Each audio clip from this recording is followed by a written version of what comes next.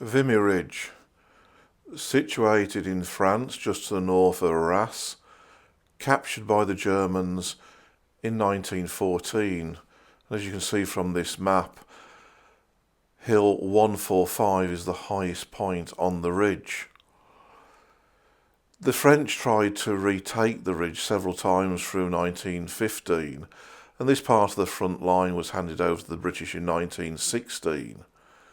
But it wasn't until April of 1917, and to the prowess of the Canadian Corps, all four Canadian divisions attacked here in Easter 1917, that Vimy Ridge finally fell to the British.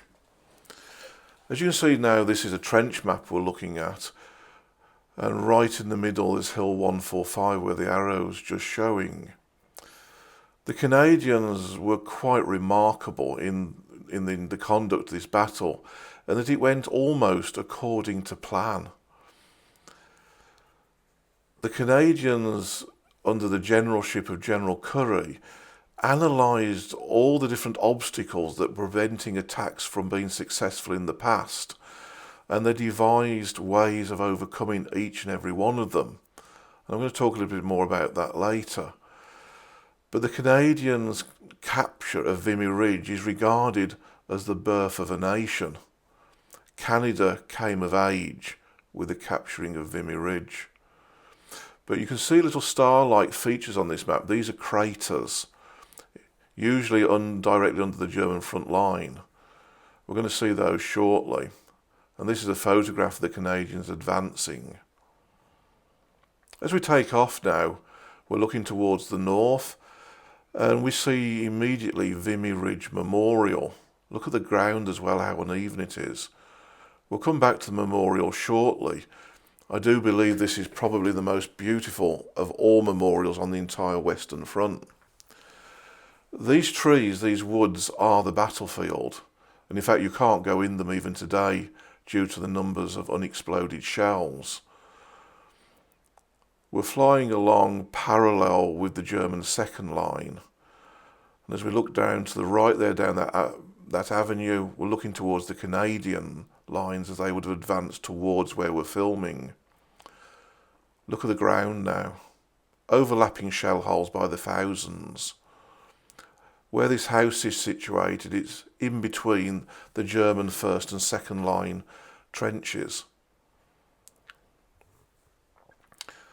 One of the big obstacles to successfully not just capturing trenches but holding on to them, one of the big obstacles was getting your reserve troops forward, because the Germans would bring down into no man's land a curtain of artillery fire. These craters actually mark no man's land, and just in front there is the brand new visitor centre being built to replace the older one. And that was opened for the centenary in Easter 2017. So what the Canadians did, they used sound ranging and flash spotting to mark where all the German artillery was. And instead of shooting at the German artillery prior to the attack, they just kept a note of where all the guns were. Prior to the attack, they concentrated on the front line barbed wire and machine gun defences. Then once the infantry left their trenches to advance, that's when they brought their artillery down to knock out the German artillery to prevent the counter-battery fire. German trenches are on the left of these craters, Canadian trenches to the right.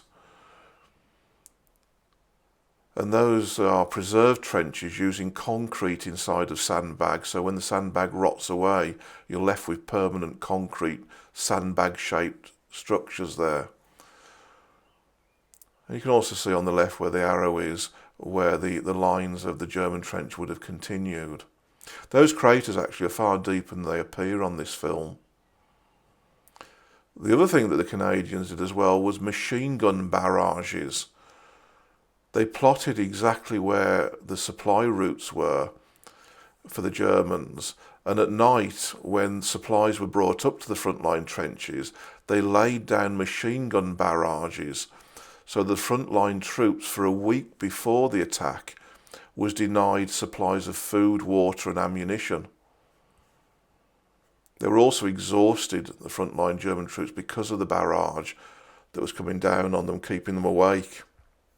So combinations of lack of sleep, food, water, ammunition, all contributed to the success of this attack. We're flying directly over no man's land now.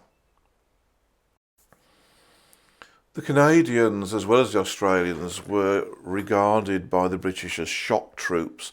They were so effective in the attack, and I believe I'm correct in saying that the Canadians never failed to take an objective that was set to them throughout the entire war, a remarkable achievement when you consider the strength of the German defences wherever they were. It's very difficult for us to comprehend today what actually happened in 1914 when Britain declared war on Germany. Right around the world, the British Empire was a call to arms. Canada, Australia, New Zealand, South Africa, wherever there was British colonies, parts of the British Empire, they came forward in the tens of thousands to serve king and country. The Canadians supplied terrific numbers of troops, and for this battle was the first time they were all brought together, 4 Canadian divisions of probably the finest troops in the world. No wonder they call this moment in history the birth of the nation of Canada.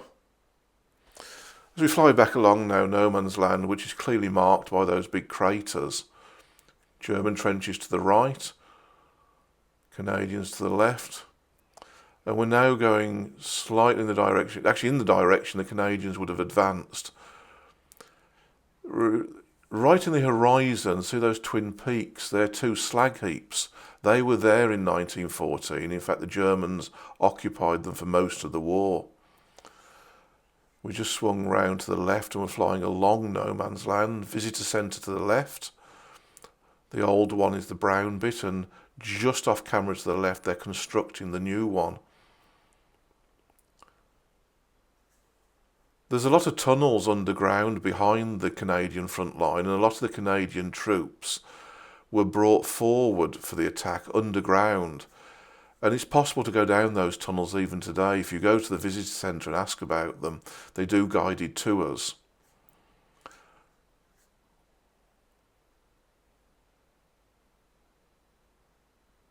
Flying in the direction parallel again with the front line.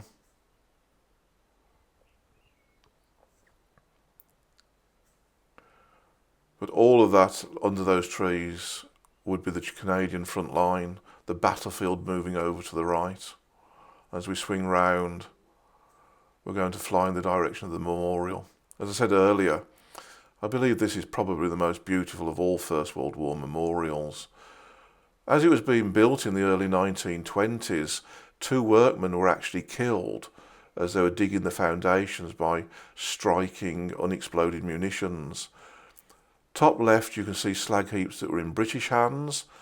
The twin slag heaps is right next to, just to the right of that is Loos, where there was a Battle of Loos in September 1915.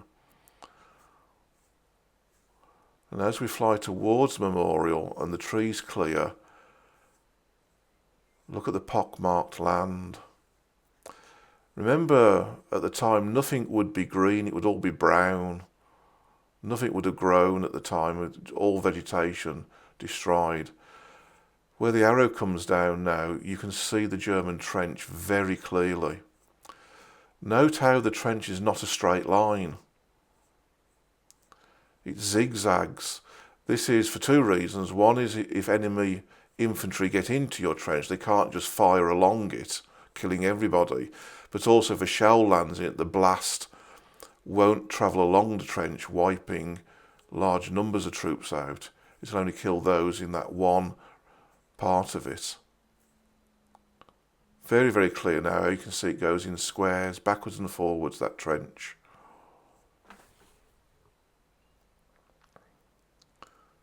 Vimy Ridge Memorial.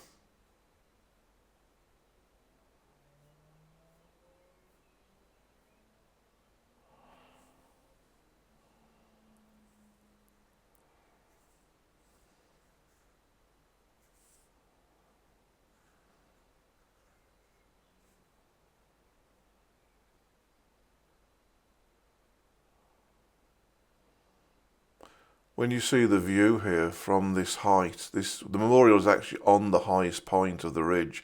When you see the views out over the German rear areas, you can understand why it was so important to the Germans to hold on to this ridge. There's reports from Canadian soldiers as they were stood on this height here, looking out over the German rear areas. They could see soldiers moving backwards into the rear, hooking up wagons and limbers, guns, and moving them backwards. This was a remarkable advantage now to the Canadians as an observation point to overlook the German rear areas. And the Germans then had to move right back and organise a new front line. Vimy Ridge stayed in British hands from Easter 1917 right through till the end of the war.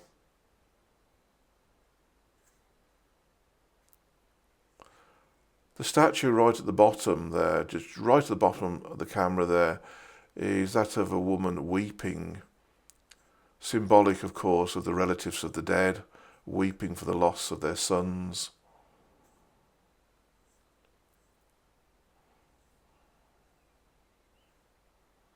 I filmed this at dawn. I was hoping to get the sun just coming up behind the memorial, but unfortunately the weather didn't permit. But what was good about filming at that time, there's no tourists, no one around. See the view now. All those fields in the distance there was the German rear areas where they had hospitals, artillery lines, all their supply dumps. All of them had to be moved back because they were now in view of the Allied artillery spotters.